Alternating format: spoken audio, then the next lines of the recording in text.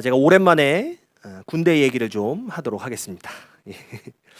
우리가 이제 저도 뭐 처음 겪었던 그런 상황이긴 하지만 이제 군대 처음 가면요, 진짜 낯선 것 중에 하나가 언어입니다. 언어가 굉장히 낯설어요. 그 중에 세상에 우리가 살아갈 때, 일반적으로 살아갈 때 전혀 듣지 못했던 단어들을 막 듣게 됩니다. 거의 처음에 들어요. 막 방송이 나와요. 피복을 불출하겠습니다. 수갑을 수령하기 바랍니다. 도대체 뭘 분출한다는 얘긴지, 또 수갑은 뭘 잡아오라는 얘긴지 알 수가 없잖아요. 근데 진짜 이 단어들이요, 이제는 정말 군대에서만 쓰는 단어예요. 불출, 그러니까 떼어서 내보낸다는 거예요. 불출, 요즘 정말 안 쓰는 단어죠. 수갑, 저는 이건 진짜 이해가 안 되는데 왜 장갑을 수갑이라고 할까요? 장갑이 장갑. 그래서 종류가 다양해요. 가죽 수갑, 백색 수갑 등등. 그러니까 흰 장갑, 가죽 장갑이에요. 이걸 왜 그렇게 쓰는지는 아직도 이해가 안 됩니다. 하여튼 그런 단어를 쓰는데, 그 중에도요, 군 생활하면서 진짜 많이 들었고 진짜 이해가 안 되는 단어가 뭐였냐면 제한됩니다라는 표현이에요. 그러니까 우리가 제한됩니다라는 거는 뭐 금지시키는 거잖아요. 근데 제가 처음에 이제 군에 갔는데 뭘 얘기만 하면 다 그러는 거예요. 목사님, 그건 제한됩니다. 목사님, 이거 제한됩니다. 그러니까 약간 들을 때 약간 좀 기분이 나쁜 겁니다. 뭘 자꾸 나보고 하지 말라는 거야. 근데 나중에 알고 보니까요, 그 말이 어떤 표현이냐면, 이게 이 일이 좀 하기가 어렵다, 뭐가 문제가 있다, 잘 안 된다, 뭐 내지는 목사님 저 이번 주에 근무여가지고 당직 근무라서 주일에 못 가요 라는 표현을 뭐라고 얘기하냐면, 목사님 전 이번 주일에 제한됩니다. 요렇게 축약해서 얘기를 해요. 그러니까 뭐가 안 된다는 표현은 다 이 말이에요. 그러니까 이게 저를 제한한다는 게 아닌 거예요. 그래서 뭐 얘기만 하면 다 그렇게 얘기합니다. 목사님 저 이번 주에 당직이라 좀 제한됩니다. 그럼 주일에 못 나간다는 얘기예요. 뭐 그런 얘기죠. 그러니까 이게 참 들어보면요, 아주 특수한 상황 속에서, 특수한 그 조직 속에서만 어떤 좀 개발이 된, 발전한 어떤 그런 언어적인 습관이 아닐까, 그렇게 생각이 됩니다. 우리가 신앙생활하다 보면 이 교회 안에서 또 자주 듣는 말이 있어요. 교회 안에서 참 자주 듣는 표현이 있는데, 그 말이 뭐냐면 하나님을 의지한다라는 말을 굉장히 많이 쓰고 많이 듣습니다. 오늘 시편 115편의 기자도 뭐라고 얘기를 하고 있냐면, 여호와를 경외하는 자들아 너희는 여호와를 의지하여라, 이렇게 기록을 하고 있습니다. 자, 그런데 과연 이 말 가운데 하나님을 의지한다라는 이 말이 과연 정확히 어떤 의미냐는 거예요. 여러분, 먼저 우리가 이제 국어사전에 의지하다라는 거를 찾아보면 두 가지 뜻이 나옵니다. 첫 번째 뜻은 뭐냐면 다른 것에 몸을 기대다예요. 거기 밑에 이제 예문이 나오잖아요. 그 예문이 뭐라고 나오냐면 이렇게 나와요. 지팡이의 몸을 의지하다, 이렇게 나옵니다. 두 번째 뜻이 뭐냐면 다른 것에 마음을 기대어 도움을 받다. 이게 의지하다의 두 번째 뜻이에요. 그 경우에는 예문이 이렇게 나와 있더라고요. 그는 종교에 의지하며 살았다, 이렇게 나와요. 그러니까 의지하다라는 말은 하나는 이렇게 몸을 이렇게 기대는 거고, 하나는 마음을 기대는 것입니다. 그러니까 우리가 흔히 하나님을 의지하다라고 말하는 그 의지하다라는 것은 그 후자에 가깝겠죠. 마음을 기대는 거에 가까울 겁니다.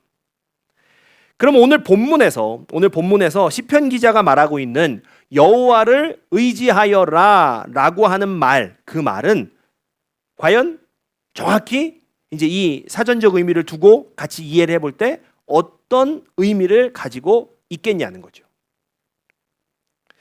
오늘 시편 기자가 사용하고 있는 의지하여라라는 이 말의 히브리어는 바타흐라는 단어로 기록이 돼 있어요.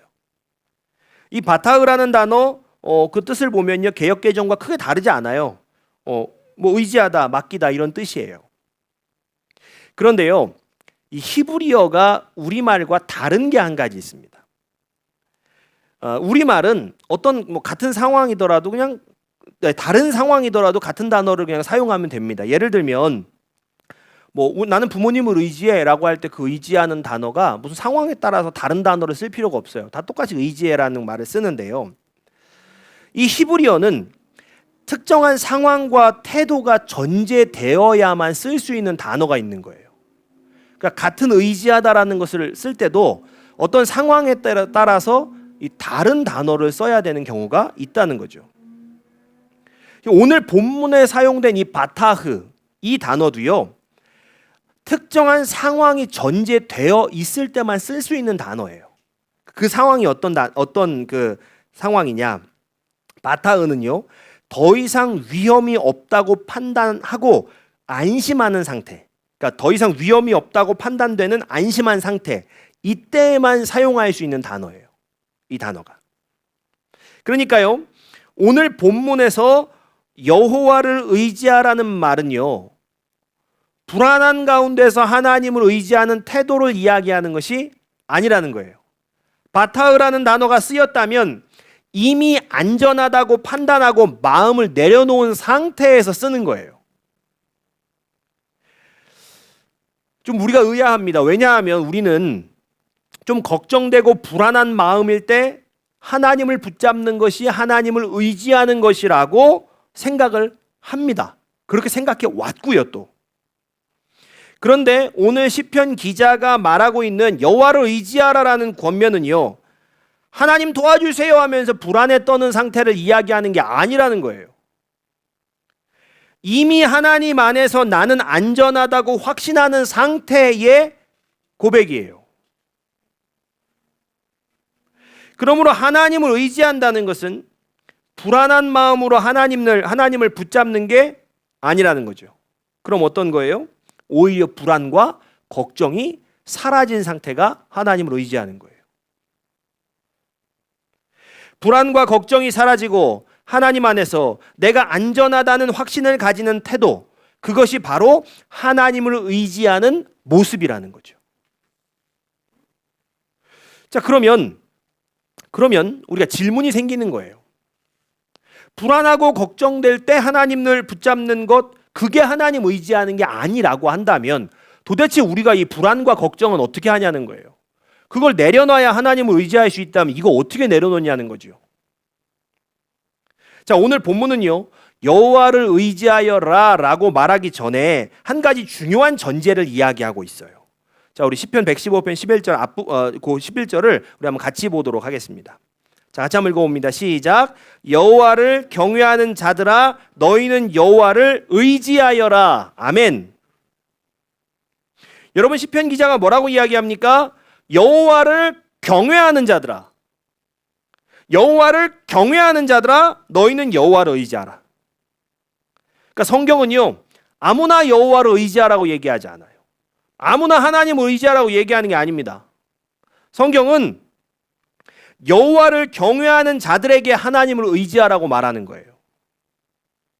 그러니까 여호와를 의지할 수 있는 사람, 곧 불안과 걱정을 잊고 하나님 안에서 이미 나는 안전하다고 확신할 수 있는 사람은 먼저 하나님을 경외하는 사람이라는 거예요.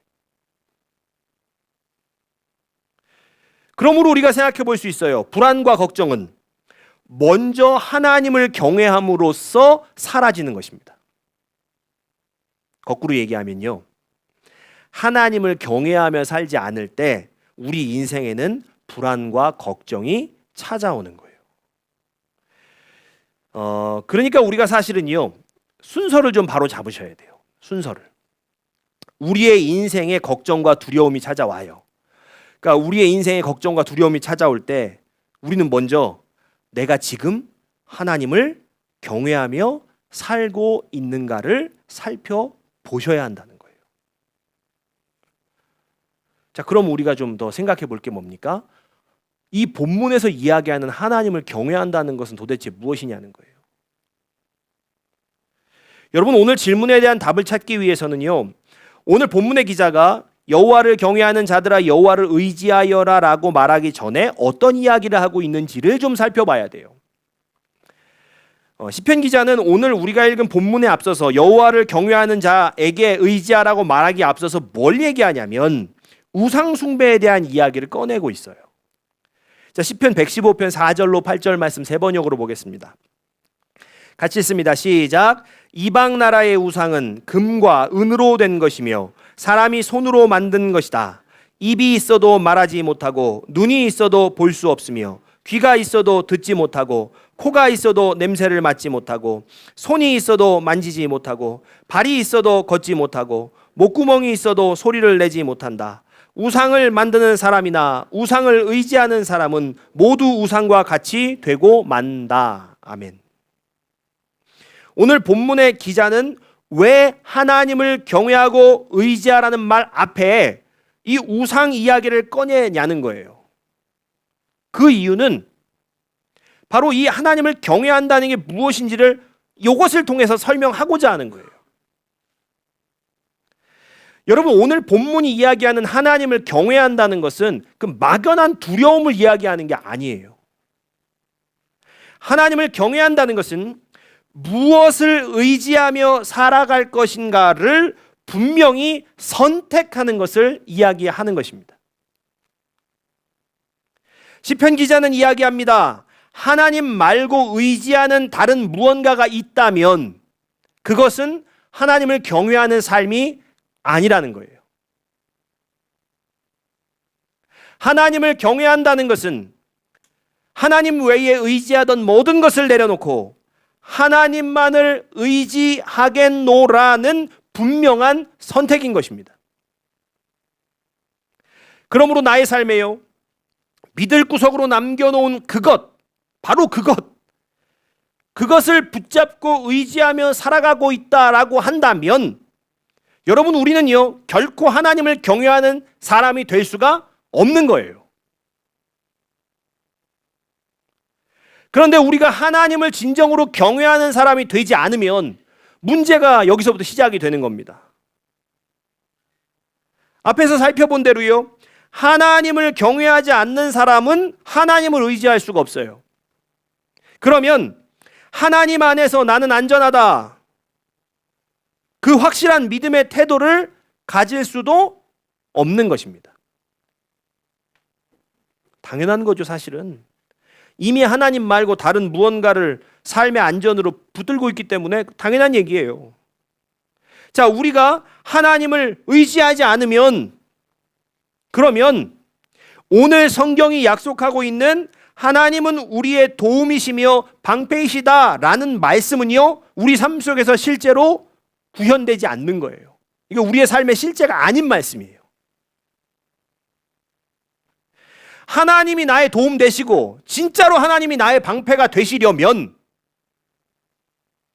내 삶의 유일한 의지할 곳, 그 의지처, 내 삶의 유일한 믿을 구석은 하나님 한 분뿐이어야 하는 것입니다. 여러분, 그것이 바로 하나님을 경외하는 삶이에요. 그리고 하나님을 경외함으로 하나님 안에서 나는 안전하다는 확신을 가지고 하나님을 의지할 때, 그때 하나님은 나의 진짜 도움이시고 나의 방패가 되시는 분, 그분으로 우리의 삶에서 역사하시는 거죠. 그런데 많은 사람들이 하나님 말고도 내가 믿고 의지할 수 있는 구석을 하나쯤 남겨두는 거예요. 평소에는요 그걸 붙들고 살아요. 내 믿을 구석을 붙들고 삽니다. 그러다가 정말 감당할 수 없는 일이 생기면 그때 돼서 하나님을 붙잡는 거죠. 그런데 성경은요, 그건 하나님을 경외하는 삶이 아니라는 거예요.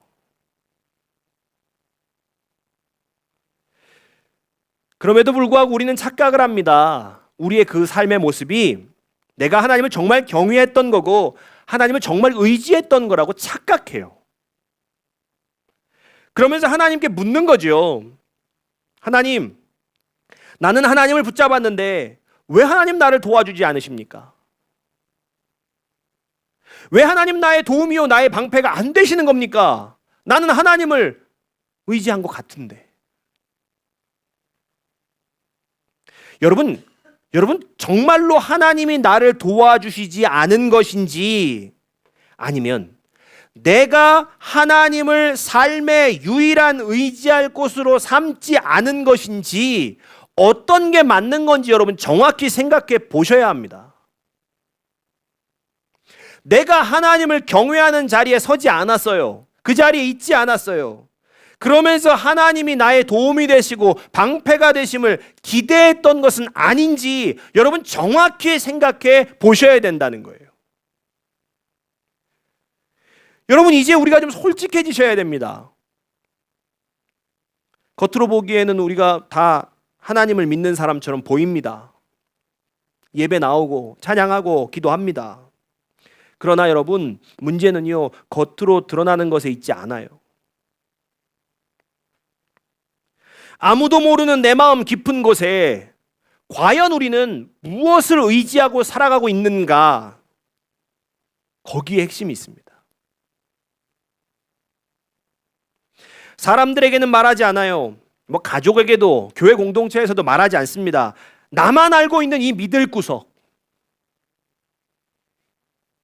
평소에는 하나님을 의지한다고 말하지만 사실은 나의 믿을 구석을 붙들고 살다가 그것이 무너질 것 같을 때 바로 비로소 그때가 돼서야 하나님을 찾고 있는 나의 신앙의 모습. 여러분 우리의 신앙의 모습이 그것은 아닌지 여러분 솔직히 정직하게 우리 스스로에게 물어보셔야 된다는 거예요. 삶이 좋을 때나 나쁠 때나 혹은 안정될 때나 불안할 때나 여러분 언제나 나의 유일한 도움은 여호와께로부터 나온다는 그 믿음이 정말 우리에게 있는지 여러분 확인하셔야 합니다. 여러분 사실 그 어떤 것도요 나의 삶을 완벽하게 보호해 주지 않습니다. 뭐 내가 지금 붙들고 있는 믿을 구석이 그게 끝까지 나를 지켜줄 수 있는 거라면 그럼 우리가 불안하지 않겠죠. 걱정도 없겠죠. 불안도 없고 걱정도 없어야 그 믿을 구석이 진짜 믿을 구석인 거죠. 그런데 왜 우리는 여전히 불안한 거예요? 왜냐하면요 여러분들이 그 붙들고 있는 그 믿을 구석이 여러분을 지켜줄 거라고 생각하고 살지만 사실은 그게 거꾸로예요. 정반대이기 때문이에요. 이 믿을 구석이 나를 지켜주는 것이 아니라 사실은요 우리가 그 믿을 구석이 무너지지 않도록 계속해서 붙들고 살아가고 있는 것입니다.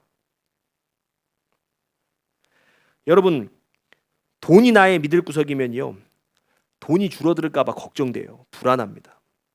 그래서 작은 돈 하나에도 벌벌 떨며 나누는 데 인색하고 어떻게든 더 돈을 늘릴 수 있는지에 몰두하게 되죠. 이걸 하면 손해가 얼마일까? 이득이 얼마일까? 그러니까 모든 것을 돈을 기준 삼고 사는 것입니다. 삶이 돈 중심으로 움직이는 사람은 그 돈이 나를 지켜주는 것이 아니라 사실은 오히려 내가 돈을 지키며 돈을 모시고 살아가고 있는 그런 모습인 거예요. 여러분 사람이 나의 믿을 구석이에요? 그러면 그놈의 관계가 깨질까 봐 걱정이 됩니다. 긴장하며 사는 거예요. 상대가 나를 어떻게 볼지에 민감해지죠. 싫은 소리 하나 못하는 거예요. 마음에 없는 말도 막 하게 됩니다. 그 사람이 떠날까 봐, 그 사람의 인정이 사라질까 봐, 그 관계가 흔들릴까 봐 늘 눈치 보며 살게 되는 거예요. 그래서 잘못된 관계라는 걸 알면서도 끊지 못하고 상처가 되는 말 앞에서도 침묵하게 되고 상대의 기분이 곧 내 마음의 상태가 되어버리는 겁니다. 이렇게 되면요 그 사람이 나를 지켜주는 것이 아니라 내가 그 관계를 붙들고 지키느라고 내 삶이 점점 더 메말라가는 거예요. 내 인생에 대한 철저한 계획이 나의 믿을 구석이라면 그 계획이 틀어질까 봐 사실은 마음을 못 놔요. 모든 일을 미리 계산하고 가능한 변수를 다 통제하려고 하고 예상 밖의 일이 생기면 유난히 마음이 크게 막 흔들리는 거죠. 계획대로 올라갈 때는 괜찮습니다. 그러나 조금만 어긋나도 불안과 짜증이 확 올라오는 거예요. 계획이 없는 일 앞에서는 쉽게 분노하거나 좌절합니다. 여러분 기도하는데요 하나님의 뜻을 묻기보다는 사실은 내가 세운 계획이 잘 되게 해달라고 요청하는 경우가 많은 거예요. 이렇게 되면요, 내가 세운 철저한 계획이 나를 지켜주는 게 아니라 내가 그 계획을 지켜내기 위해 내 자신을 몰아붙이며 살아가게 되는 것입니다. 이렇게 우리는 내가 믿을 구석이 흔들릴까 봐 늘 신경 쓰고 그것이 무너지지 않도록 계속해서 관리하며 살아가는 거예요. 그러니까 결국 가만히 보면 내가 그거 의지해서 살아간다고 생각하는데, 그게 내 믿을 구석이라고 생각하는데, 사실은 그것들은 나를 지켜주지를 못하고 오히려 내가 그거를 지키며 사느라고 그냥 아등바등 애쓰며 살아가고 있는 거죠. 그러니까 믿을 구석이 우리 삶에 있는 것 같아도 늘 불안하고 걱정이 많은 이유가 바로 여기 있는 거예요. 그런데 오직 하나님이 나의 유일한 의지할 때, 그 의지할 그가 그렇게 되신다면 사실 우리가 할 게 뭐가 있냐는 거예요. 우리가 뭐 그렇게 애쓸 게 뭐가 있냐는 거예요. 여러분, 하나님은 나의 쓸 것과 필요를 다 아십니다. 여러분, 이거 확신하셔야 돼요. 하나님이 나의 필요한 거, 나의 쓸 거 다 아세요. 여러분, 내 욕심에 미치지 못한다고 해서요, 그게 내가 원하는 방식과 내가 원하는 속도가 아니라고 해서 하나님이 나의 쓸 것과 필요를 채워주지 않는다라고 오해하시면 안 돼요. 하나님은요, 내 욕심을 채우시는 분이 아니라 내게 정말 필요한 것을 내게 가장 선하신 때에 공급해 주시는 분이에요. 그러니까 하나님만 경외하고 하나님만을 나의 도움으로 분명히 선택하면 더 이상 우리가 뭐 돈 그거 안 모시고 살아도 되는 겁니다. 하나님만이 나의 공급자이심을 믿기 때문이죠. 또 오직 하나님만이 나의 유일한 의지처가 된다면 사람과의 관계, 그거 붙들고 사느라고, 그거 지키며 사느라고 애쓰지 않아도 괜찮습니다. 사람의 인정에 매달리지 않아도 돼요. 관계가 깨질까 봐 늘 걱정하며 살지 않아도 됩니다. 하나님은요, 내가 무언가를 해서가 아니라 내 모습 그대로를 사랑하시는 분이시기 때문이에요. 사람이 아닌 하나님을 경외하고 의지하면 사람에게서 얻지 못하는 안정과 확신을 우리는 하나님 안에서 반드시 얻게 됩니다. 여러분, 계획이요, 인생의 계획도 마찬가지입니다. 오직 하나님만을 의지하고 경외하면 내 인생의 모든 계획을 붙들고 지키고 사느라고 애쓰지 않아도 된다는 거예요.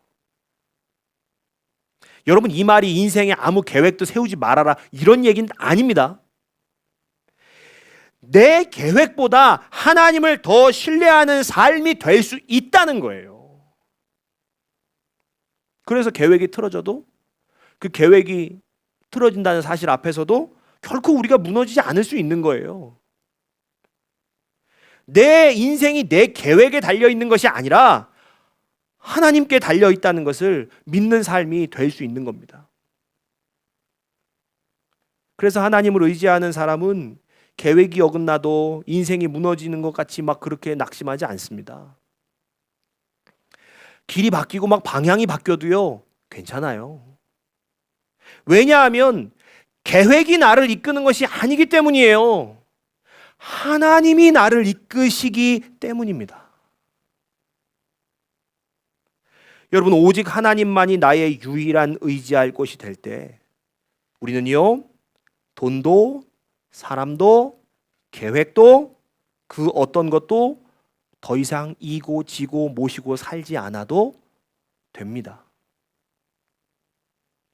그리고 그 애씀과 그 수고와 그 불안의 자리는요, 참된 평안이 자리 잡게 되는 거예요.